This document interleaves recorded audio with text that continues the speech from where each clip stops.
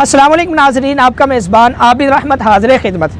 नाज़रीन, गुज़श्ता 2 दिन पहले फैसलाबाद में एक अजीबोगरीब वाक़या पेश आता है कि एक इंसान वहाँ के चौक घंटाघर जो मौजूद है, एक तारीख़ी इमारत है, वहाँ पे चढ़ जाता है और वहाँ पे चढ़ने के बाद वो तकरीबन 2.5 घंटे वहाँ पे मौजूद रहता है और इसी दौरान रेस्क्यू वहाँ पे आते हैं, अहलकार मौजूद होते हैं। वो 2.5 घंटे की मुशक्क़त के बाद उस इंसान को उतारते हैं। आखिर ये सीन क्या है, वाक़या क्या है, आज आपके सामने मुकम्मल वाक़या पेश करने वाले हैं। तो नाज़रीन, आपको ये बता दें कि वो तारीख़ी इमारत की हैसियत क्या है। आपको ये भी बता देंगे कि वो इमारत 1903 में बरतानिया राज में बनी थी। अगर आप ऊपर से फुटेज देखेंगे तो आपको अंदाज़ा हो जाएगा कि उस इमारत को इस तरह बनाया गया है कि उसके इर्द गिर्द 8 बाज़ार हैं जो मुख्तलिफ नामों से मौसूम हैं और हर बाज़ार में मुख्तलिफ कारोबार होता है और इसी नाम से वो मौसूम है। और आपको ये बता दें कि वो बाकायदा बरतानिया ने अपना झंडा बनाया था वहाँ पे और उसकी कटाई इस तरह की गई है कि आप अगर वहाँ पे नमाज़ पढ़ते हैं तो आपको टेढ़े होकर नमाज़ पढ़ना पड़ेगी। और इसी तरह वहाँ की इमारतें भी टेढ़ी किस्म की हैं, यानी कोई भी इमारत वो इस तरह नहीं है कि आपको चौकोर नज़र आए।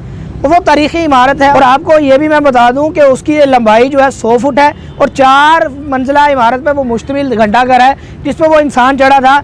और ऐनी शाहिदीन का जो कहना वो इस तरह है कि उसका नाम इमरान है, जिसकी उम्र 30 साल है। वो एक नशेई था, नशा करता था और नशे की हालत में ऊपर चढ़ा है। और उसके वालिद गिरामी का नाम अशरफ था और ग़ुलाम मोहम्मदाबाद से उसका ताल्लुक़ था।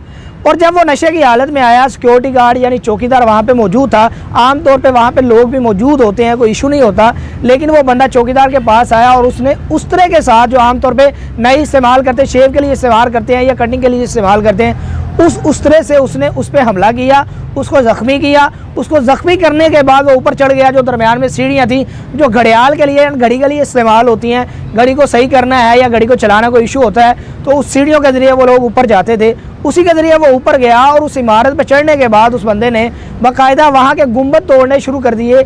आपको हल्की सी फुटेज भी दिखा रहे हैं। वो गुंबद तोड़े, पत्थर तोड़े और पत्थर तोड़ने के बाद उस बंदे ने वो पत्थर बाकायदा लोगों पे फेंकना शुरू कर दिए।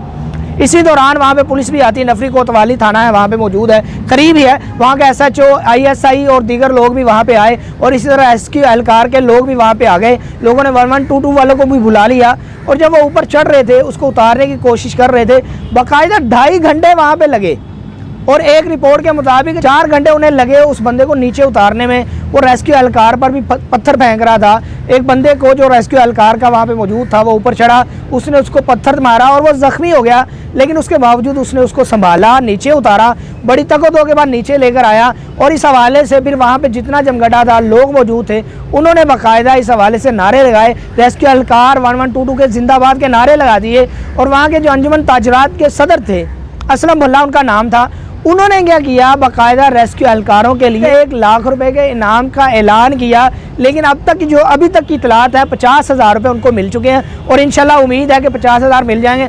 अब उस मुलजिम का क्या हुआ, उस मुलजिम को कोतवाली थाने में बंद कर दिया गया और जुडिशल रिमांड पे उसको जेल में भेज दिया गया है। और उसके घर वाले बाकायदा माफ़िया मांगते हैं। जो भी मीडिया वाला जाता है या कोई और बंदा जाता है, वो खामोशी इख्तियार कर रहे हैं और बाकायदा उनसे माफ़ी भी मांग रहे हैं कि खुदा के वास्ते हमारे इसी हालत में छोड़ दो। उस पर 4 दफ़ात लगी हैं और 4 दफ़ात इस हवाले से लगी हैं कि तारीख़ी इमारत को उसने नुकसान पहुंचाया है। आसार कदीमा के जो लोग होते हैं उन्होंने 4 दफ़ात लगा दी हैं। अब उस पर पर्चा हो चुका है, FIR हो चुकी है, वो जेल में बंद हो चुका है। तो नाज़रीन, इंशाल्लाह आइंदा भी आपको इसके हवाले से रिपोर्ट करते रहेंगे। तो इसके साथ अपने मेज़बान आबिद रहमत को इजाज़त दीजिए। अल्लाह हाफ़िज़।